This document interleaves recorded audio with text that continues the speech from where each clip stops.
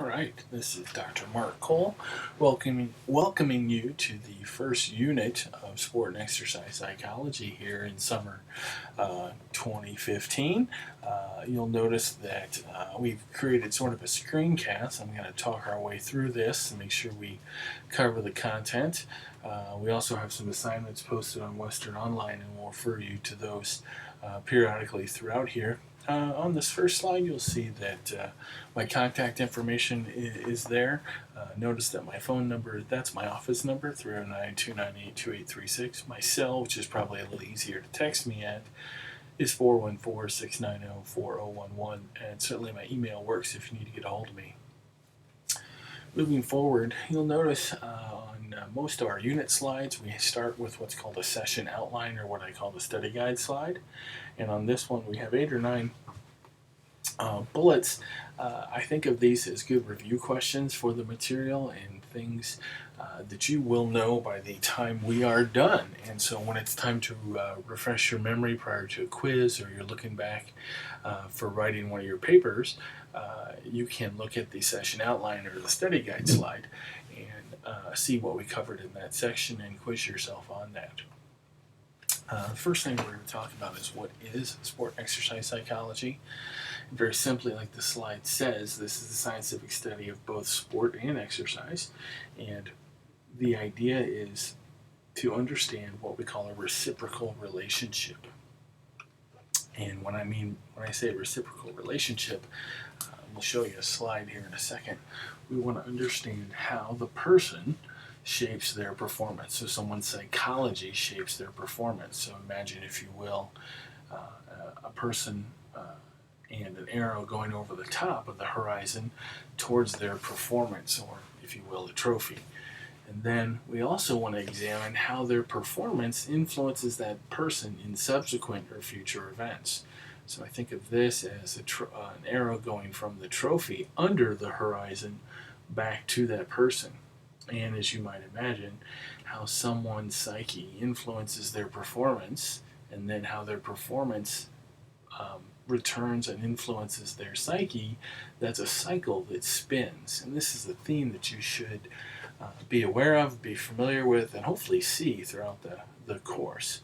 And so really, when we talk about what is sport and exercise psychology, it's to understand those effects of our psychological self on performance, and then understand how our performance can influence ourselves in future performances. To understand the effects, I put up a couple examples. So this first slide, I think it's labeled number 4, talks about how the person and how their psyche influences, how their psychology influences that individual's performance. So there's 4 questions up there that I'll let you read and kind of think about, but this idea of my anxiety or self-confidence or self-esteem, how they make me a better or worse exerciser, or someone who's more or less likely to exercise, or make a free throw or make a putt. That's what we think of as the person influencing the performance, and the arrow is above the horizon. The next slide is the example of how the performance turns around and follows that arrow under the horizon and influences the person themselves. So how does running or exercise influence my, say, depression or anxiety symptoms? How does winning or losing make me feel happy or sad or shame or pride?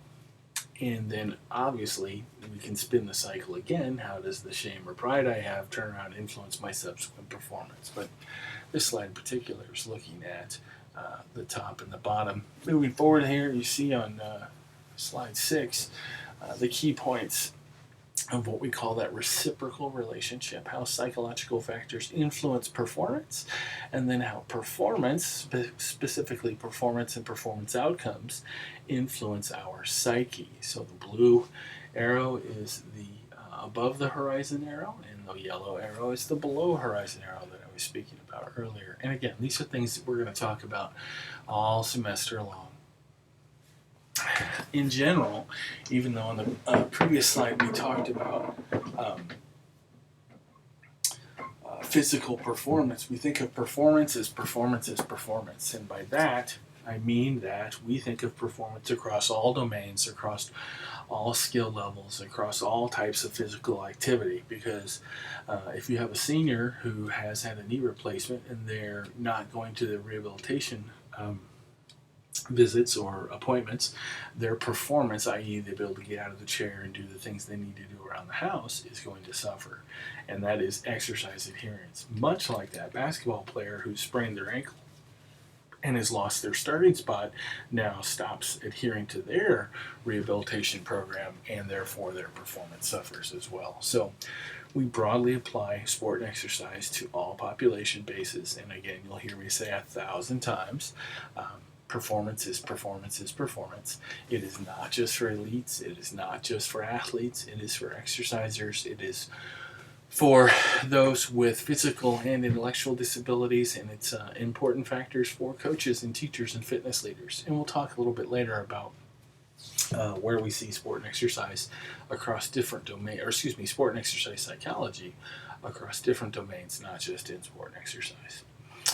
But before we do that, let's talk about myself. We all love to talk about ourselves, but really briefly, I want you to understand both who I am and how I came to this position. And you'll notice this, what do sport and exercise specialists slide do, excuse me. And what you see here is that there's really three factors that, or three aspects to our jobs: teaching, research, and consulting. And I come to this position here at Western Illinois University on a fairly evenly divided three-part position, in that I have an equal amount of teaching as I do research, as I do consulting. First and foremost, this is a science-based profession, so it's grounded on research, and it's incumbent upon all practitioners to participate and contribute to the evolving body of knowledge. This dissemination of knowledge is called research, so it's the inquiry for purpose of advancing our knowledge. Teaching, that's what we are here today for, and that's our second piece of the triangle. That's what I do a lot of, and probably a little bit more than the researching and the consulting, but this is sharing in a classroom type setting the fundamentals of sport and exercise psychology. And then the third one, as we mentioned, is consulting, which is what gets a lot of media attention, where we work with athletes and exercisers to get them to perform better, adhere to their exercise programs, or overcome slumps, or get through difficult situations. But each one of us comes to this role with three parts. Some of us spend more time consulting, some of us spend more time researching, some of us spend more time teaching, and all of us have that within our job description. The key thing when I talk about us is that in addition to having these three pieces, as you're talking about a sport and exercise psychologist or a specialist, is you understand that there are really two avenues to sport and exercise psychology and practicing sport and exercise psych. And I jump right into this unit screencast as a way to help you understand the material, but now it's a chance for me to talk about me, everybody's favorite topic, me. So before we go on with the specialties and avenues, a little bit more about me. So I did my undergrad at Indiana University in athletic training and sports science. Did a master's degree at the University of Oregon in sports medicine. I practiced after that for about 15 years as an athletic trainer, and kind of had my focus on all that physical being for about 15 years or so. Across that 15 years, I kept banging my head against the wall with psychological issues and challenges, and I admittedly avoided a lot of psychology classes as an undergrad, and as a consequence, during those 15 years of full-on AT practice, I had a lot of challenges working with injuries that had psychological components to it. And so over time, I found myself drawn to that psych aspect of it. And during one of my last full-time AT jobs, I happened to meet our sports psychology consultant. She educated me on the ways and sort of brought me over to this new side of the field. and I went back to school and got my PhD, my doctorate in sport and exercise psychology and the sociology of sport. And so that puts me, if you're still looking at the sports psychology specialty slide, as an education. But let's talk about the clinical people first. The clinical sports psychologists are those that practice sports psychology, because there really is no such thing as a sports psychologist. It's just a term. Psychology and psychologist are trademarked licensed terms that organizations have copywritten, and so you can't use them unless you can't use them legally unless you're part of that crowd, if you will. A clinical sports psychologist is someone who's licensed and typically is trained in the fundamental and traditional aspects of sports psychology. They may or may not have a ton of athlete experience. Sometimes these are former athletes, but typically they get trained up through the realm of traditional psychology and medicine. On the other hand, and as you can see on the next slide, we have the educational realm.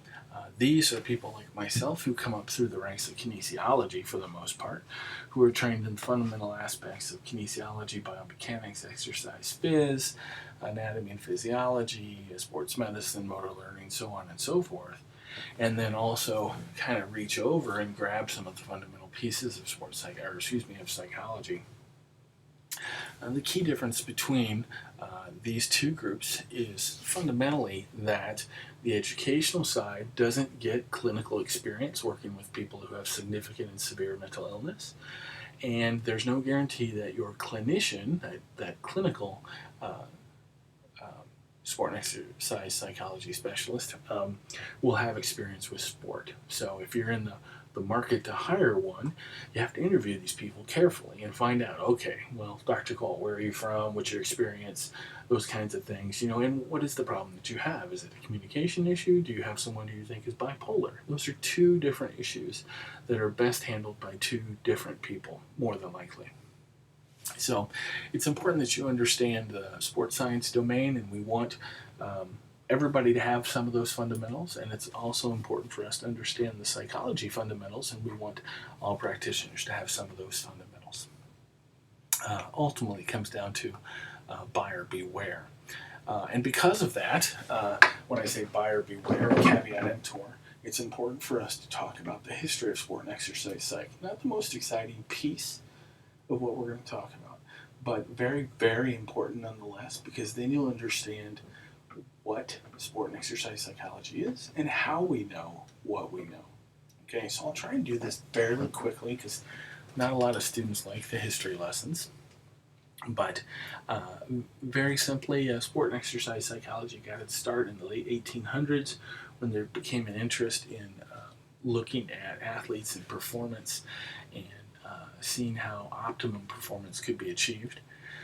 And then we had, in the late 20s, right up to the start of World War II, we had a lot of interest from a gentleman by the name of Dr. Coleman Griffith, who put out there that we needed to talk to elite athletes and elite sport coaches to find out how to get elite people, people to succeed at the elite level.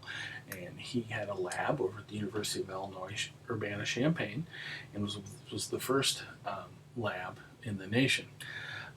And he was on the right track, and it was fantastic that he did that. However, the challenge is, you'll notice from the timeline standpoint that he then went on, or not he, but we then went on to go into pretty much about 30 years of war. And so that preparation for the future in period 3 phase is a time when performance psychology, sport and exercise psychology in particular, lost a lot of focus.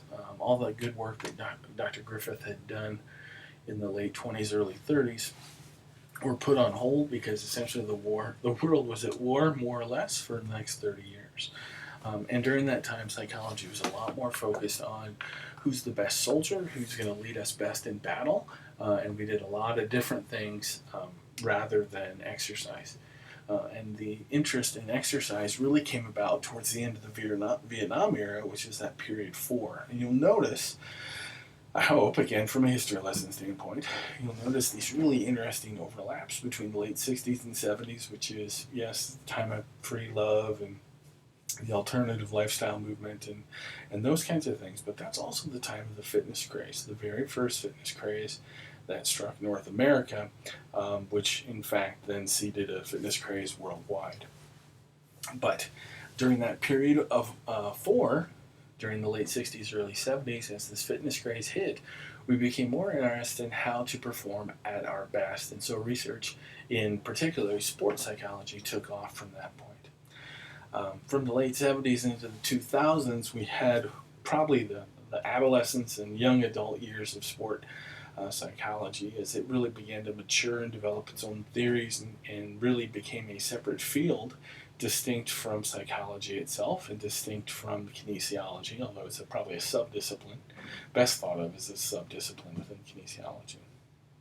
And that was a very mature, very period of rapid growth when we had multiple fitness crazes, multiple things happening during late 70s leading up to 2000s.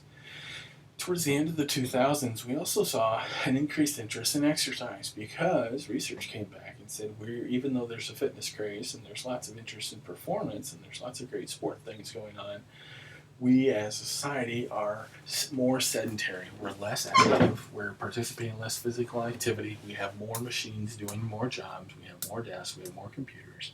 And so we tend to sit around on our rear ends a whole lot more. And during that late period or later part of period 5, we start to see the takeoff in what we now call exercise psychology. And I think that's probably where we are now, is that period 6, this contemporary time frame where we have had a maturation in our knowledge and our research on what we think of as peak performance psychology, and we've seen monumental growth and a lot of interest and certainly a lot of grant funding go towards exercise psychology and how can exercise help our psyche and how can individuals perform better and contribute more and be more adherent to an exercise program. So those are the historical periods that we're really in. I think fairly soon we're going to probably have a 7th period. I'm not exactly sure what it's going to be called, but it's important to realize that most of the research that we know about in sport and exercise psych is since the late 60s. So we're talking about 50 years, maybe 60 years-ish at the most. That's not really a long time when you compare us to a field like biology that's been around since the 1400s. They're a very, very mature field that has a lot of knowledge in it, and we're a fairly young field, and that youth colors what we know and how we know. Before we go into what we know and how we know, just a quick comment that there's multiple professional organizations and certifications. Even though this is an online class, I would be happy to work with any of you students on research projects or projects that are just of interest for you, whether it's a part of a senior thesis or honors or just something that's of interest, or if you'd like to do some consulting and improve whatever your chosen performance or physical activity is. And we can talk more about that individually. But if you'd like to learn more beyond this class about sport and exercise psychology, then there's some excellent professional organizations and journals. And in fact, the top one there, the Association for Applied Sports Psych, is having its annual conference in Indianapolis this October, and myself and a couple grad students are going to go. And if anybody would like to go, it's a great student conference, lots of very accessible information, and all the big names, the big wigs will be there. So we should be able to help you out with housing and transportation to get over there. So if you're interested, please let me know. But moving on, let's talk about science, which is a little bit of a challenge to the extent that how we know what we know. So science is this systematic, methodical process of generating knowledge. It starts with the description, then we go to prediction, then we explain. And that continuum from left to right, description, prediction, explain, ultimately leads to a theory and a law, something that we hold to be true and that more often than not is accurate and is a solid representation of that. Now, going back to what I just said, the younger a field is, the more likely they are to be on the left side of that continuum. Whereas the older a field is, the more likely they are to be on the right side of the continuum. So biology, by its very nature of 5 or 600 years worth of knowledge is pretty far on the right hand side, where they can explain a lot of things. They can explain cell reproduction, they can explain plant growth, and so on and so forth. It's a fairly young field. Sport and exercise psychology is more to the left, and so we do a lot of observation, and we're getting closer to prediction, but as you'll find out across the course of the semester, explanation is maybe not our strong suit because we are a young field. Other things to think about: the scientific guidelines for science, it needs to be systematic and controlled, it needs to be critical, and it's all directed at developing a theory. And that's something that we hold to be truth, and more often than not, I should say. And again, you'll notice with a theory is that we have these observations, we understand relationships, we can predict and eventually explain things, which is theory, and that's that left to right continuum that we talked about previously. Now, science in and of itself, this is really relevant to sport and exercise psych, and it'll become more apparent in a moment, so bear with me. But science as we do it can occur through studies or experiments. Let's talk about the second one first. An experiment is where you manipulate a variable and you can establish cause and effect. I know that if I pour water on the floor, the carpet will be moist because it'll absorb the water. Cause and effect. Okay? Whereas a study is an observation to assess without really changing the environment in a particular way. I've posted some examples of studies and experiments up there, and I want you to read through those to make sure that you understand how they're different. The key here is that an experiment manipulates a variable. You add, say, a medication to someone's system to see how they respond and how their depression symptoms come around, or how their heart rate comes around, if it changes, if it goes up or down. That's an experiment. A study is to observe, and the key with a study is that we do not infer, we cannot generate what we call cause and effect from a study. Only experiments will give us that. And that's one of the challenges of our knowledge. Our ways of knowing really gets divided into two camps, and this is going to set us up for our big debate here. So I'm going to talk us through this and then pause, and hopefully you'll refer to the debate assignment on Western Online. But here we are. We have two main bodies of knowledge, and they're divided into a positivistic camp and a naturalistic camp. Let's talk about positivism first. So positivism has some synonyms. Quantitative, we call it the scientific method, that method we all learned in 8th grade, and that's fantastic. It allows us, positivism, through experiments, to develop cause and effect. And so we have controlled research settings that help us generate cause and effect. And it's a wonderful method. That's positivism. The other camp I mentioned is naturalism. Some synonyms for naturalism is qualitative research or professional practice. This is very much a form of science that's process-focused and asks questions about how and why things happen, without the ability or necessarily the intent to prove.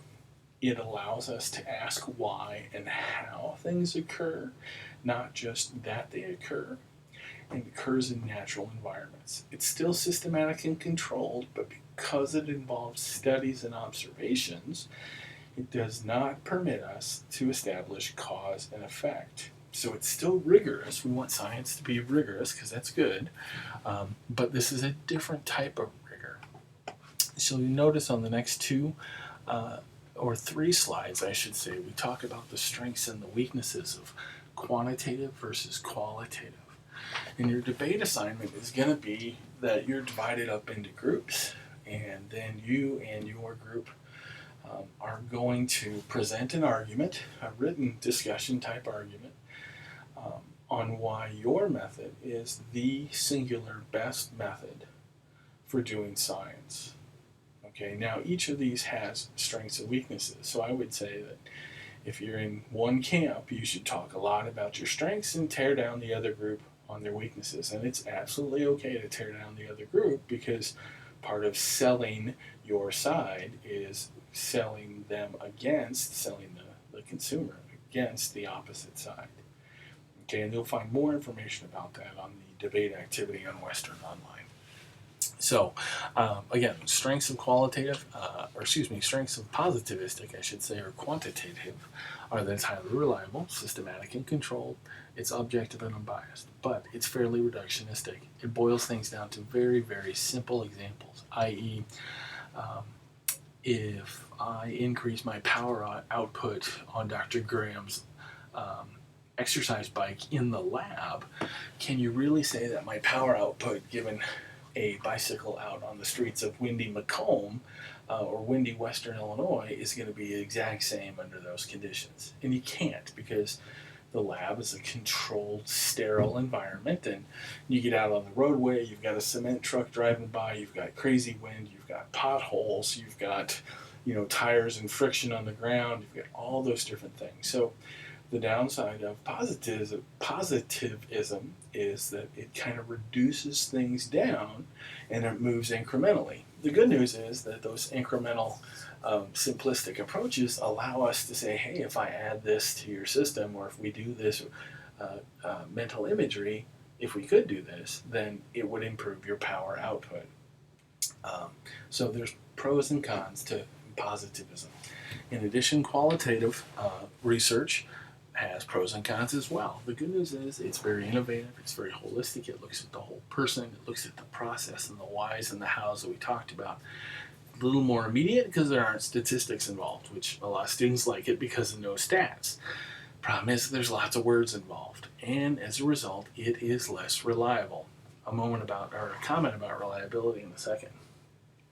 In addition, we can't prove cause and effect. So if you want to know cause and effect, you have to do positivism. And there's a susceptibility to bias in qualitative research. Here's where one of the first quote-unquote arguments happens between quantitative and qualitative scientists. As a qualitative scientist, you're going to argue with the quantitative scientist and say, hey, positivism is biased because you choose a healthy population, you do certain things that show your bias, and you ignore them and say, well, we're unbiased because we didn't manipulate the variables. But you chose very specific variables, and that's bias. But we simply overlook that. Qualitative researchers are going to say it up front. I know I'm biased. This is what I bring to the table. These are the issues, and so on and so forth. So the bias is there and very readily available. And so these types of scientists look a little bit differently at a problem in recognizing that you can maybe never completely eliminate bias. And again, this is one of the tensions between these two types of science. So with that said, I'm hoping that you pause the screencast here and go look at that assignment and start communicating back channel with your fellow group members and start formulating your argument. And I look forward to a very healthy debate on quantitative and qualitative research. Thank you. Talk briefly about slides 29 and 30, the integrating positivistic and qualitative knowledge. Hopefully, from our debates, what we'll get is that the integration of the two is contemporary, the best practice, and that really feeds into the art and science of coaching and sport and exercise psychology, that there are certain things described and understood. There's a lot more that we don't know, and we're still developing along those lines. Science of coaching is important because there is biomechanical, there's exercise physiology, there's motor learning, motor control that goes into it, and there's also fundamental psychology, sports psychology that goes into it. But there's also an art to it that's not always predictable and explainable, even with the rigor of our systematic research. And so we really talk about the art and science of sport and exercise psychology because it involves that teaching, coaching, leadership, and in the context of sport. I mean, sport is a culture that is on its own, that's separate. And exercise, even though throughout you'll see me back and forth with the words exercise and sport, they really are their own separate cultures, and we have to recognize that. Moving forward, the sport and exercise psychology practitioner that you end up working with will have more than likely a combination of one of three orientations, and it's important that you understand these orientations both as you're hiring or working with someone or as you are pursuing it. Make sure that you pursue something that's of interest to you. The first of these orientations is what we call psychophysiological orientation, best exemplified by Dr. Steve Radlow here on campus, who's very much trained in neuropsychology and the biological or psychological factors that influence performance in brain chemistry. He does a lot of work with biofeedback, and so this is right up his alley. And I would say he's probably 75 or 80% of the psychophysiological orientation. Second orientation we'll talk about is the social psychological orientation. And these practitioners come from a school where behavior is thought of as a complex interaction that's largely determined by the social interaction and the person. So the social psychological piece. I would say Dr. Radlow is 5 to 10% of this. It's just not his forte or his interest. I, as one of the other practitioners on campus, I'm probably about 50% social psychological. And the other practitioner on campus, Dr. Tom Cody, over in educational leadership, is probably about 20, maybe 25% social psychological. So it's about the social and the individual behavioral aspects. And the third orientation that we're all made up of, to some degree, is what we call the cognitive behavioral orientation. This is where behavior is determined by the environment and our thoughts, the cognition piece, taking precedence over the social/environmental does play a role there. The balance is 15 to 20% of Dr. Radlow is definitely cognitive behavioral. I like to think my other 50% is cognitive behavioral. And Dr. Cody is probably 60 to 70% cognitive behavioral. So, those are the breakups of the three primary practitioners here on campus. There's lots of relevance to sport and exercise psychology. We're going to talk about most of these themes throughout the semester.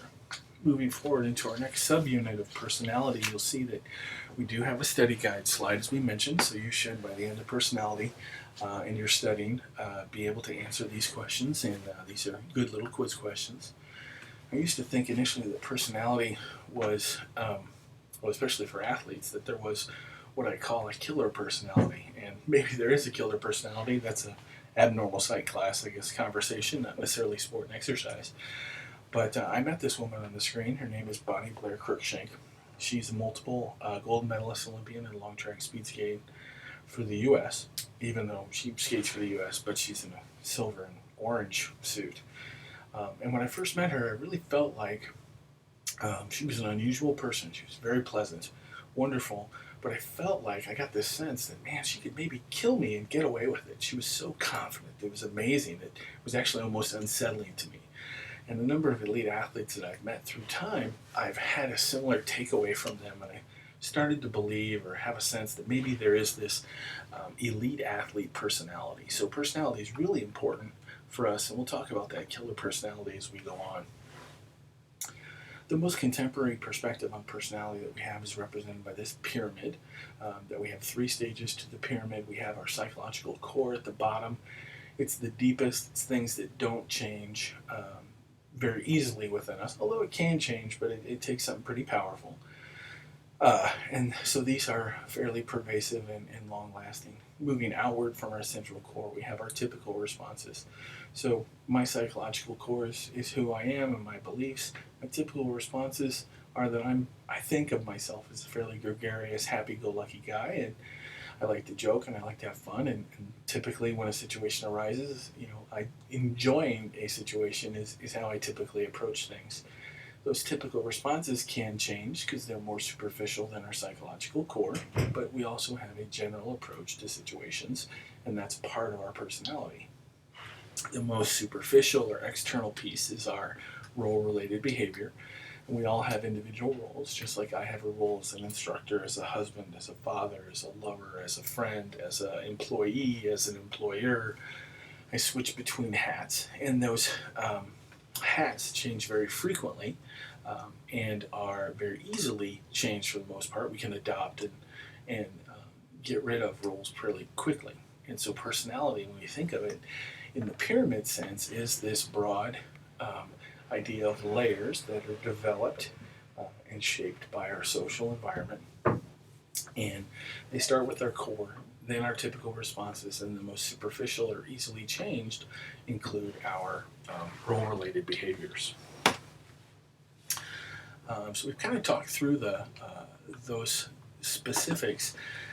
One thing, this is slide 43, is really important for the course of the semester because what you're going to see throughout the entire 8 weeks that we have this class and throughout the entire body of literature is you're going to see 5 themes, kind of like threads in a carpet or in a tapestry, and they're woven across the entire semester. And these 5 themes are what we call psychodynamics, trait, situation, interaction, and then phenomenological. We're going to talk a little bit more about each one of these. Psychodynamics approach, first founded and most famously attributed to Dr. Freud, talks about behavior being strictly unconscious. It's only determined by hardwiring within us. And Dr. Freud's supposition was that the primary instinct that fueled all of our behavior is the desire to have sex and reproduce, and that whether it's based upon what clothes you wear, how you act, or what you do that day, or how you perform on a test, on some level way far back perhaps, it's based upon a desire to reproduce and have sex. And that's psychodynamics. Probably not the most contemporary issue or contemporary approach, not well thought of, but it does give us a little bit of a perspective on how things were early in the psychological readings. Second approach we're going to talk about is the trait approach.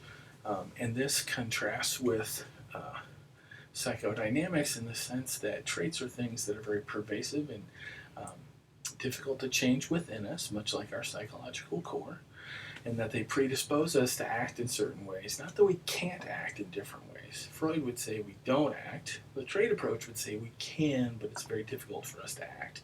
And the idea behind traits are that they're pervasive and consistent across time. For example, really common trait approach to personality is what we call the Big Five. You can see that the first letter of the Big Five factors creates the word ocean, O-C-E-A-N, and each one of those relates to a component of individual's personality using the trait model. So how neurotic are you? You very or not very neurotic. How conscientious are you? Very or not very. So there's a spectrum for each of those 5 things. The trait approach contemporarily has some traction, but it's a little simple. To think that we don't change and we're born one way and we don't change over time is a little simplistic. And we'll talk more about what that means here in a second. The semester is a situational approach to personality. This means that our personality is largely determined by the situations that we're in. There are no pervasives. There are no consistent things over time. This is, again, not the most contemporary perspective on personality because there are things that we tend to be like or tend to respond and tend to enjoy and tend to dislike. So there's a sense in contemporary psychology that we do have some trait-like things, but situations are very powerful, and we do understand that. So these first 3, psychodynamics, trait, and situation, are thought of as not having a lot of traction in contemporary psychology and sport and exercise. Moving forward to our last 2, you will see this thread in particular across the course of the semester, and that's an interactionist approach. The idea that states and traits function in our personality to help us or help us describe how we're going to behave and what kind of emotions we're going to feel. That behavior is determined both by internal things that are slow to change, kind of like our psychological core and typical responses that we showed you earlier, and our behavior is determined by situation. When you're in a situation such as a father versus a lover versus a student, that role-related behavior, that also changes your behavior. Clearly, when you're a lover, you're not going to behave, when you have your lover hat on, you're not going to behave the same way as when you're an employee. I hope not. You get in trouble, I think. So this interaction approach across the course of the semester is something that you're going to see very often, and this is a pretty contemporary approach to personality, and you will see a fair amount, and there's fairly good research supporting that. The last approach is a $10 college word called phenomenology.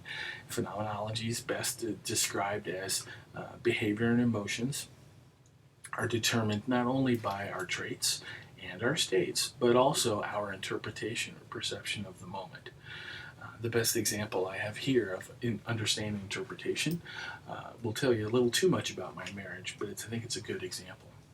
The example is that my wife often accuses me of lying because I say something and then it doesn't happen. And she says, "That's a lie." And I say to her, "No, honey, I was wrong, or I didn't get it done, but I didn't purposely mislead you." My definition of a lie is someone purposefully misleading me. My wife's definition of a lie, her perception, is anything that's wrong. Now, if you know my wife, be kind, don't give her too much grief about this because we have worked through this, and again, this is too much information about my marriage. But this is a very good illustration of phenomenology because to my wife, I have lied to her because her perception is that it's a lie, and we can't argue with that truth, much like I can't argue with my wife.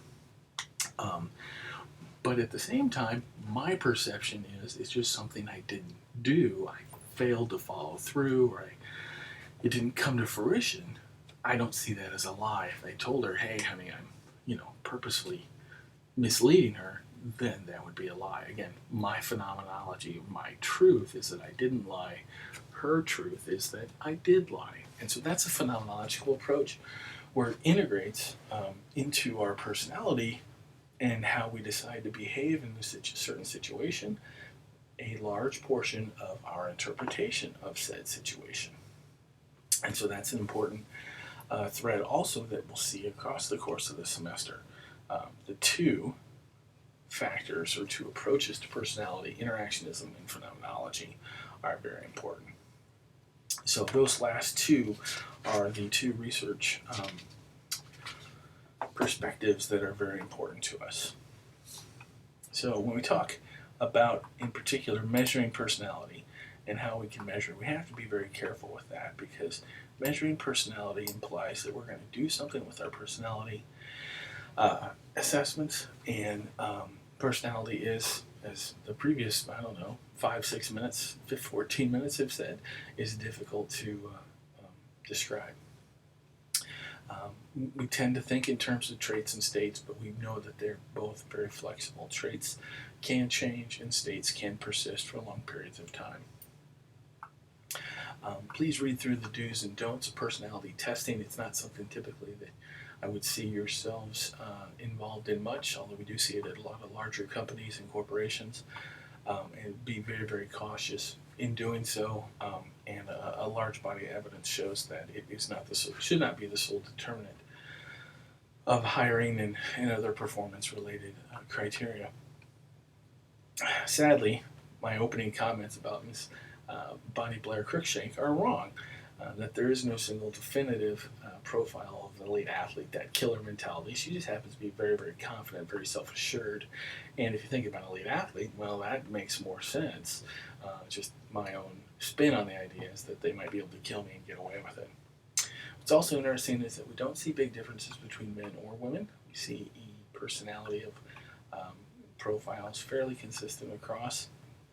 But what we do see is that successful athletes have much greater positive mental health than less successful athletes. In particular, we have what's called the iceberg profile. This is definitely a test question so that you understand this. The idea of the iceberg profile, this is really the first exercise psychology study ever done by Dr. Morgan of the University of Wisconsin-Madison in the late 70s. And what you see here on the iceberg is this idea that athletes in particular, the three types of athletes they surveyed, scored very high on vigor and very low in a bunch of other negative factors. And surprisingly, or surprising at the time, maybe not so now, if you flip this graph upside down, we saw that the general population scored very high on all the negative factors and very low on vigor, or a positive factor. And that's an important piece because this indicates that physical activity, regular, formal physical activity, led to higher positive mental health than non-physical activity. And what's also really interesting that you should take is the second iceberg profile slide, and the idea that more successful athletes, perceptions of success, had higher vigor than less successful athletes. So again, if you're physically active and you perceive yourself as successful, I didn't put any qualifications on that, just perceive yourself as successful, then you're going to have greater positive mental health than someone who's either not active or active and not successful. And so this has really fed a lot of our interest and a lot of our studies about exercise psychology and the influence of exercise on physical activity. As you can see, that we know that exercise and fitness are associated with positive health benefits and gains, and that's a very good thing. So that's the very beginning of what we know about personality and sport and physical activity.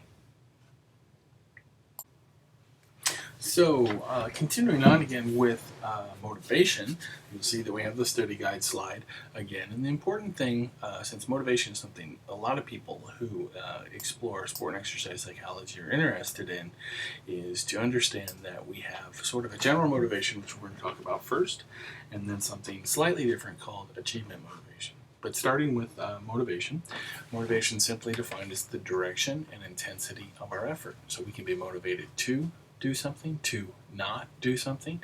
We can be highly motivated, we can be poorly motivated. Think of situations when you, in fact, were highly motivated away from something, kind of like a barking, growling, vicious looking dog, and slightly motivated towards something, say, an interesting meal in the dorms. So those are two different ways to think of motivation.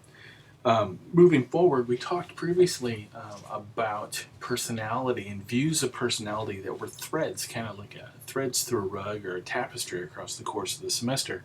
I'm going to use that analogy again and talk about views of motivation that persist from personality through motivation and help us try and explain why and how people are motivated. Ideally, there's three main perspectives on motivation: a trait or participant-centered view of motivation, in other words, that we're all motivated or not motivated, and that's born into us when we're conceived; a state-based or situation-focused view on motivation, saying that we all vary in motivation based upon the situation. So whether it's an athletic performance or an academic performance or a military performance, our motivation varies by performance. And then, not surprisingly, there's an interactionist perspective that is certainly the most contemporary approach, that says our motivation to any specific situation is a combination. Again, this interaction perspective is a thread across the semester that you're going to hear over and over again. But interactionism is this idea that situations and our innate motivation level combine to allow us a certain amount of motivation that varies by situation and varies by person. And it is highly specific, so it's not a trait-based piece there. 5 things in looking over the next couple of slides that I want you to look at, and I'm just going to read these off, but they're important things to keep in mind.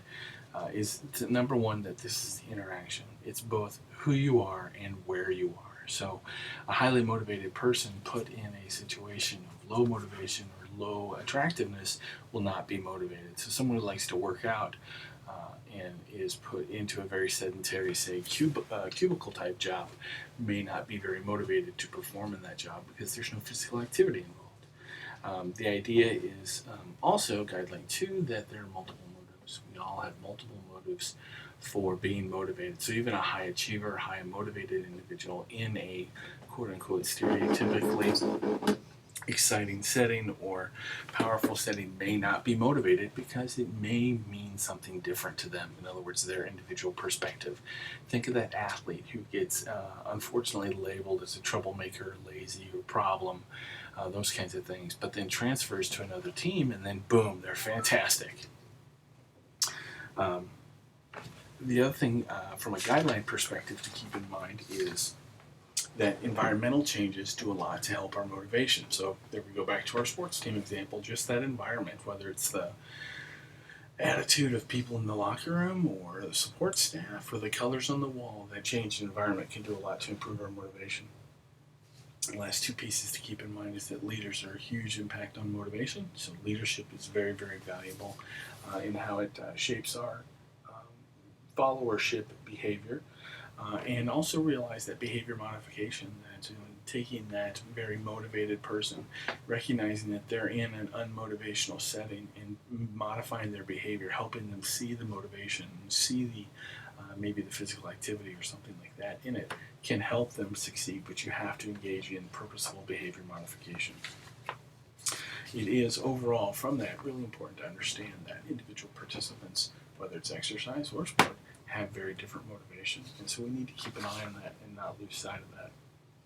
Remember, being realistic with our motivation is very important. So we should expect someone who's high energy, who's put in a cubicle farm, to have some struggles, and we should be prepared to deal with those. Moving forward to that specialized case of motivation that we call achievement motivation, it's important that we contrast that with something that we call competitiveness as well. And so let's distinguish between those two so that we don't get lost in them. So achievement motivation is this idea that you're striving for a task of success and you persist in the face of failure. So this is really what I would call a self-referenced approach, versus competitiveness is that disposition to succeed in the face of others. So that's a comparison approach or a social comparison, even if that social comparison is a time on a clock. So again, achievement motivation is self. Competitiveness is going to be social evaluation or comparison. And those are themes, those are other themes that you're going to hear, or threads throughout the course of the semester that's going to happen. We talk about achievement motivation and how people succeed. Major influences on achievement motivation, and I'll tell you right now, this is not the most exciting set of lectures. I love this stuff and I get really geeked about it, but frankly a lot of my students, at least in the classroom setting, kind of roll their eyes. But when we get to some diagrams here in a second, I think you're going to see, you'll hear it in my voice probably, but you'll see some really cool diagrams that I think will help us with that. Sorry. But when we talk about achievement motivation, one of the big things we can do is we can modify the activities, we can modify their goals, their intensity, and we can help them persist or be resilient in the face of failure. So keep that in mind as we talk about different types of achievement motivation. Now, there are 4 main theories of achievement motivation that we're going to talk about. I'm going to have you probably review the slides pretty well. I'm going to go through them fairly quickly, but I'm certainly open to questions on these. The first one, and the most probably painful to look at slide-wise, is this idea of a need achievement theory. And we'll just kind of explain what the slide says here. So this need achievement theory takes into account our person and our situation. So you see that interaction, that's the left-hand side of the slide. And you can see that our personal factors, our motivation to achieve success or motivation to avoid failure, combines with our probability of success and our incentive for success. So I like to think of the very far left-hand side as those high achievers up at the top, and then Debbie Downer or Dan the Downer Man at the bottom. Some people, maybe classmates, roommates, teammates even, friends or family members that you have may just be, oh, woe is me. I can't stand this. I know I'm going to fail. Whatever they do, they want to avoid failure. Okay, so that's who's there at the bottom, and then we know these super motivated folks up at the top. We multiply, that's what the X is, we multiply that times the situation and factors of the situation, namely the probability of success and the incentive value of success. So is this a setting where you're going to succeed? And if you do succeed, is there incentive? Is there food? Is there money? Is there accolades? What have you? And the best analogy that I use here, the metaphor I use for needs achievement theory, is bowling. And it's because I'm a bad bowler. But specifically, I'd like you to think about that stereotypical bowling experience where someone, we start talking about going bowling, and as they approach to get their ball from the bowling little setting and they warm up cool off their hand, they say, I just want to walk up there and not look like an idiot, and I just don't want to throw it in the gutter. And so that's a classic example of someone who's motivated to avoid failure. Not looking like an idiot is motivating to avoid failure. Probability of success, if they haven't bowled like me in probably 6 or 7 years, probability of success is fairly low. The incentive value of success, I'm not really motivated to succeed. My kids are there, my family's there, not a big deal. But if we put, say, $100,000 on this game, the incentive value is really, really high, even though my probability is low. So I like to think of money as incentive, although it's not the only incentive. So we see that interaction of personality and situational factors, and then we see a resultant or a product of depending on where, again, think about numbers, whether people approach success and go after it or they look to avoid failure. Again, I just don't want to look like an idiot. I don't care how many I knock down, success. I just don't want to look like an idiot. And then, according to this theory, they say that we push forward or move forward into an emotional reaction that's either focused on pride when we do succeed or shame when we fail. Very simplistic in that sense, but I think it does do a great job. The skeleton or the bones of this theory help us understand that who we are, the situation we're in, and then our tendency, and we all have tendencies. And if you think of it mathematically, I think of this as the mathematical theory. Plug some numbers in there. Do 2 times 4 equals 8, and okay, so what's that mean? And then talk to people and see what they're focusing on when they go into an emotional reaction on either playing, say, foosball or bowling or playing football. I mean, I'd have an emotional reaction if we talked about going out and running 2 miles today. So that's really our needs achievement theory, and I think it's valuable. It's a little simplistic, but it adds some pieces for us. Let's move forward into our attribution theory. Again, this is a really cool one, mainly because the guy who's in charge of it, his name is Weiner, Weiner, and he's revised it. So we're looking at really the revised attribution theory. And he says that people's achievement motivation is based on how they attribute success. Attribution is the longer form or the noun of attribute. I guess maybe attribution is a verb form or adverb. But attribute is something that is who you are, or attribute is something that you do. You attribute your success to. And that's an important distinction to make with attribution theory. And so the theory says that our feelings, our emotional reactions, like from the previous page, are based upon the stability that we perceive in the setting, our perception of the locus of causality, which means where's it coming from? Is it internal, external?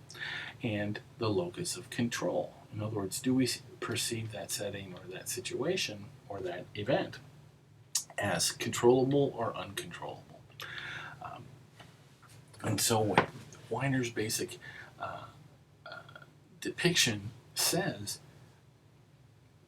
is that if we perceive things that are stable or internal or within our control, we have generally more positive reactions towards continuing and persisting, and we tend to look towards participation more. Okay, so if things are stable, we see them, our outcomes as being caused by me, or we see it within my control, and we tend to see increases in motivation, increases in generally positive experiences, and expectations of success.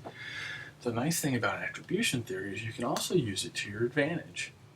For example, soccer. Some of the soccer teams I've worked with have a great phrase when a ball hits their foot, maybe not exactly right, or lands on the line or something. You hear coach yell, "Unlucky!" And I love that phrase because unlucky means so much. It means that it's not your fault. That kind of stuff happens.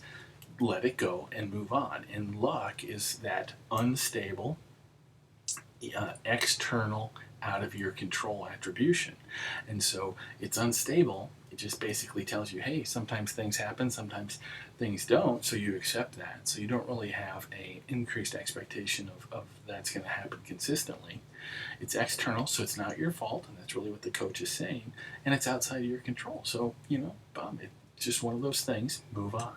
So that phrase unlucky is a great way to talk about achievement motivation and how Weiner has tried to explain our attribution theory and how we attribute our successes and failures. For example, one last one, and we'll move forward, is if you have a failure and you attribute that failure to something that's stable. Okay, this is a really hard test, and I failed it. Okay, why did I fail it? Well, I failed it because I didn't study it, and I just chose not to study it. Okay, well, I chose not to, which means something that I can control and I can change, and it's on me. And that's exactly, you think about those words, and I'm very linguistic. I like those words. Um, and I like those, using those precise, very specific words. Then that helps you understand, oh, okay, if I failed that test and I know it's a hard test, then I need to take control of the situation, choose the study, set up a schedule, those kinds of things. And then when I pass it, it will be because I made the difference. So then I'll get that pride and I'll be motivated because I've taken control. Or taking control will give me some motivation, I should say. So those are attribution theories. The third theory that we're talking about from achievement motivation is what we call achievement goal orientation. We're really going to focus on the top two, or the top one and the bottom one. We want to ignore the social goal orientation on that slide. I've got a little slide there called The Real Housewives of wherever, fill in the blank, whatever the latest TV show is. And any of those shows, those sort of reality shows, are very much about social goal orientation, the idea that you're looking at your social goals. I'm sure they have financial goals too, but that doesn't really play too much of a part in sport and exercise. But what we are very interested in is what we call task goal orientation and outcome goal orientation. Sometimes task is called mastery, and sometimes outcome is called competitive or ego goals. And those are really important. Task goal is focusing on improving your performance at that task. Only that, not necessarily about the numbers. Improving that putt, improving that bat. Did you have a good at bat? Doesn't matter whether you got a hit or not, did you have a good at bat? Outcome goal orientation is simply worried about your ERA or your on base percentage, or whether you struck out or not. That's a goal of, okay, I got a hit. All right, maybe I got out. Okay, well then I'm unhappy. If I have an outcome goal orientation, I'm unhappy because I got out. I didn't get on base. Task mastery focus is happy that I got a solid hit, nice hard hit. Just didn't have the right placement, but I hadn't been hitting, so boom. I got a good hit on the ball, and so that was a good at bat. And so this is where we go into things like good wins, good losses, bad losses. Think for a second, if you've played sports or seen on TV, any situation where, ooh, that's a bad win or that's a good loss for them. A team that has a good loss means that they learned something. It was timing for them, and the end all be all, the end goal will probably be met even though they lost that game. The opposite is true when we talk about a bad win. Sometimes people say, well, no win is bad, but an ugly win maybe is a better phrase. And that's where you do just about everything you can to lose the game, but you still come out on top. Okay, that outcome goal orientation says, yay, I won. But the task mastery says, wow, but our free throw shooting was brutal and our defense was horrible. We just eked it and they almost took it, and we're not going to face that easy of a team in the future. So that's how we think about achievement goal orientations. And again, the primary focus on task versus mastery. Generally, across the course of the semester, we will talk about goals again. We try to encourage task or mastery achievement goals and de-emphasize our outcome or our ego goals. And we'll talk more about why that is. The last theory we're just going to touch briefly on, and that's what we call competence motivation. And the idea is here we're motivated to feel competence, and competence gives us and nurtures our achievement motivation. So feelings of competence and worth generates more achievement motivation and encourages us to strive harder and work harder. Again, that's fairly simplistic. And so none of these theories is the best theory. Typically, we think about achievement motivation as a blending of all of these. An important section with achievement motivation is I really want you to understand the difference between high achievers and low achievers. And we'll talk about this on these last couple of slides and how they approach different settings. Okay, for motivational orientation, our high achievers, clearly think of that high achiever. Maybe it's you, maybe it's a friend, something like that. That's just the strivers, what I think of. They're highly motivated to achieve success. They don't care if they fail. They're okay because they at least put themselves out there and competed and tried. And no matter what their successes are, even in an overall failure, they can focus on the pride of a specific success. Speaking more about our high achievers, they attribute their success to things that are stable and internal. I win. I did it. I was the most prepared. I practiced hard. I did all those horrible summer workouts, those kinds of things.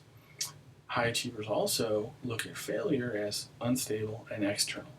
Things like, if you pardon the expression, shit happens, or we'll get them next time. I think Ted Williams said a great phrase, a famous baseball player. He said, I never lost a game, but I did run out of time a couple of times. And that idea is that eventually I'm going to beat you. If it just, was 12 or 25 or 64 innings, I would eventually beat you. And that's a classic example of a high achiever. High achievers tend to focus on task goals and de-emphasize the ego outcome goals. High achievers also have high levels of perceived competence, going way back to the personality stuff. Remember what I said about that they could kill me and get away with it? Here we have that again, that idea that they are they feel very competent in everything that's around them. This middle section here is important for you to think about. The task choice of our high achievers tends to be what we call a 50-50 setting. They choose settings, sports, activities, even outside of sport and exercise. They choose where you will see whether they made a difference or not. And so they'll look at a setting, whether it's 50-50 or say 90-10, and they'll go for the 50-50. Because at the end of the day, you'll know which side is 51%, which side is 49%, because they made a difference or didn't. Okay? And these folks, obviously, because they're willing to enter those evaluative situations, perform better. Okay, now let's talk, unfortunately, about Dan the Downer Man and Debbie Downer. These are low achievers. Think about your roommate or your teammate or friend or family, brother or sister, whatever. They, from a motivational orientation and achievement motivation perspective, have little motivation to achieve success. They just want to avoid failure.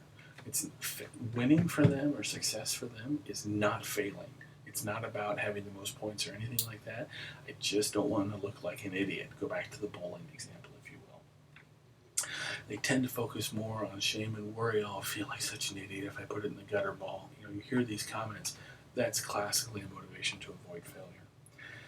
Our low achievers, when they do have success, do not put their faith in themselves. When they have success, they attribute their success to unstable external factors. This is the person who just kills me to say this example, but it is very powerful, at least for me, is the person who says, oh, I won. Well, shit happens. It's like, whoa, no, you worked hard. You did it. No, I got lucky. Oh, that just it completely takes all the air out of a balloon.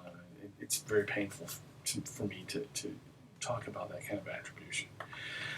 When our low achievers fail, they attribute failure to personal, internal, stable factors. Classic phrase that you hear from performers and exercisers is, I suck.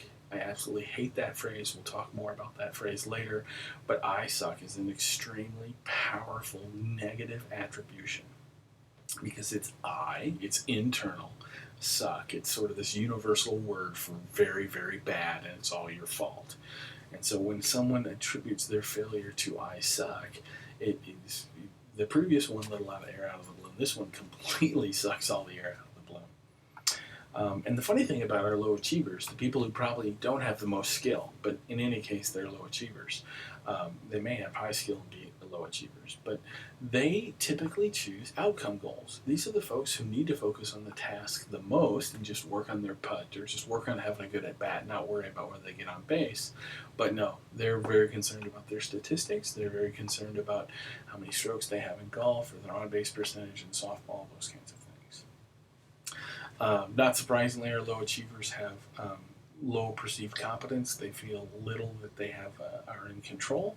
They tend to choose either very highly difficult tasks or very super easy tasks.